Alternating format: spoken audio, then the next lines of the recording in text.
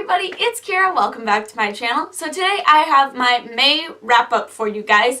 A lot of these books, just so you know, are going to be from the 2-week readathon that I did, the one readathon to rule them all, and I have a separate wrap-up for that in the description below, so most of these books I'm going to whiz through pretty quickly here. But yeah, let's just get started with all the books that I read in the month of May. So the first book I finished in May was The Hobbit by J.R.R. Tolkien. I actually read this for my freshman seminar class, and it was good.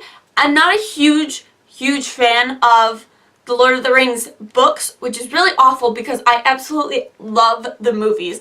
And I have read all the books, but they're just like not quite my cup of tea, honestly.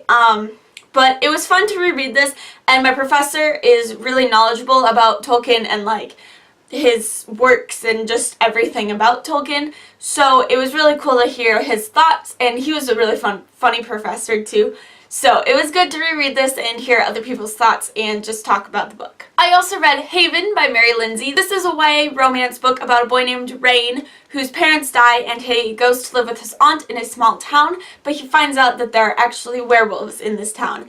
I didn't really like this. Romance is not my thing at all, so it was weird to read it, and werewolves I don't particularly like either. Like, if they're included in a fantasy book, like, okay, but like, I don't like that being the main thing. Whatever.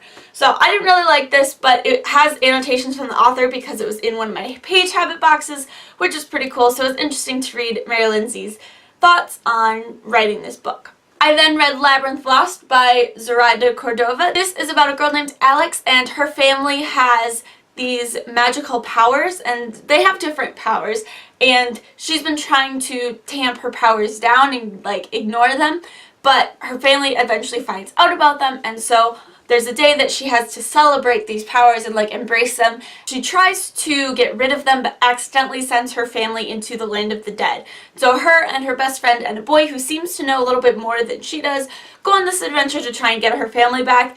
This book was really fun. I enjoyed it, but it wasn't like my absolute favorite book of all time or anything, but it was a really fun read, and main character is also bi, so it was interesting to hear her thoughts on like her best friend versus the guy that she's traveling with, and just like the weird slight romance. It was because I've never read representation like that before, so it was different and it was interesting to read about, but probably won't ever read it again, so you know. But it was a really fun book, and it ended on a cliffhanger, but I probably won't read the second book just because I'm not as interested in it. Next up is the book that I super enjoyed, and it is The Book Jumper by, I always mispronounce this, Mechtal Glasser, I think is how you say it. I don't know, it's German, so I don't know anything about German. But whatever. This is a book about a girl named Amy who finds out that her family actually has the power to jump into books and interact with the characters that live there. But then there's this thief that is going around and killing some people and stealing these core elements of certain books. And so she has to figure out what is going on, and it's so fun. It was translated from German. It was originally written in German, and this cover is gorgeous, and I love it a lot. And it was not the best book that I've ever read, but it was really fun, and I mean, it's every book lover's dream to like go into a book and talk to the characters and interact with them. So it was really fun to read about that. And I reread my absolute favorite book of all time, An Ember in the Ashes by Sabaa Tahir. I reread this in anticipation for Ripper at the Gates, which comes out June 12th, I believe, and which is the third book in the Ember series. And this is just such a good book. It follows two main characters, a girl named Laia, whose brother gets taken by the Empire, and she joins up with the Resistance to pose as a slave to help get information for the Resistance. And the other main character is Elias, and he is a soldier at this training academy, and he doesn't super like his life, but then things happen and their lives intersect, and it is just amazing. It is dark, it is romantic, but it is also just so character driven, but also plot driven. Like, the characters are so well developed in this book, and like it just keeps you turning, and Sabaa Tahir is really good at ending chapters on a cliffhanger and then switching to the other person's point of view. So I never do this personally, but I know people who will skip people's perspectives if they want to hear what happened next. So you might feel like doing that in this book because there's so many good cliffhangers, and then like you jump to the other person's perspective and you're like, wait, what's going on? And this book is just so amazing, and I loved it so much. And then I read The Last Namsara by Kristen Ciccarelli, don't know how to say that one either. This is about a girl named Asha who is like the big dragon slayer, and she is betrothed to this guy who's kind of abusive, and she gets told she needs to go and kill this like big, the great dragon. I don't remember what it was actually called. And she falls in love with a slave, so there's elements of like forbidden love and killing a dragon and whatnot. It was interesting. Definitely wasn't my favorite.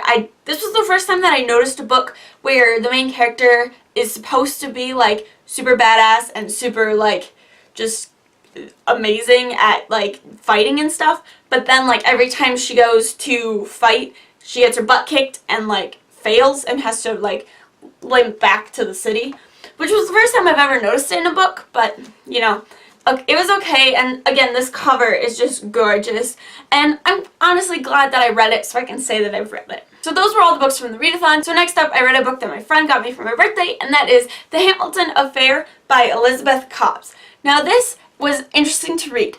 It's a take on Alex and Eliza's life, and I liked that it wasn't the musical but gave nods to the musical. Like there were certain sentences that would be like a phrase from the musical or whatever. It was interesting because if you haven't seen the musical, or you haven't like heard the musical, or you're not interested in musicals, but you still kind of want to know what the hype is about, this is a really good historical fictional point of view of the characters. So it follows Alex and Eliza from when they're small children up until they die basically, and it gives a lot of backstory on the characters and builds them as people and then has them interact. And it's interesting because they don't actually like talk to each other until like 100 pages in. And I also really liked how like it focused a lot more on their children, because in the musical you only have Philip and that's like it, but they had like a ton of other kids, and so I like that it showed that perspective of them having many more children and like that added dynamic between the two and in the family. And then of course you have the affair with Mariah Reynolds, everything that happens with that. The one thing I didn't like is there are a couple like adult sentences. Like there was just some sentences I was like, why did I have to read that? Why is that in this book? But overall, nothing, like there wasn't anything crazy, and it was really interesting to read. And I'm actually thinking of doing a series where I read different books about Hamilton and like compare and contrast them. So if you're interested in that, let me know, because that sounds really fun to me. But yeah, this was really fun to read, and I'm glad I read it. And lastly, I finally finished my reread of the Hunger Games series. So I finished the audiobook of Mockingjay, and I've been working on this audiobook for forever, so I'm really glad that I finished it. This is my least favorite book in the Hunger Games series, just because it's all about the war that happens. I mean, Catching Fire is my favorite, honestly, but it was interesting to read this and just like remember everything that was happening, and there was a lot of stuff that I'd kind of forgotten about, or like I'd forgotten the details of. So it's cool to like reread it after the hype has died down and just see different things that I missed. One thing that was interesting to me was the take on the bomb that killed, I'm going to give spoilers, so if you haven't read this, mute it until I put the book down.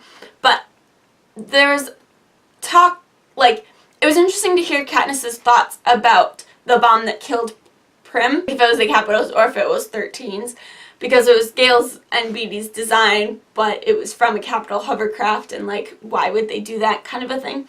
So I like that it had a lot more of that because you're in Katniss's head, versus in the movie, like, the movie made you assume that it was Gale's, but in the book, you honestly are not sure whose it is, just because you just don't know. You never really get that closure. So I really enjoyed my reread, and yeah, it was fun to reread it. Those are all the books that I read in May. If you've read any of these, please let me know your thoughts down below. I'd love to chat about any of them. Thank you guys so much for watching. If you want to follow me on any of my social media, all of my links are in the description. Thanks again for watching, and I'll see you next time. Bye!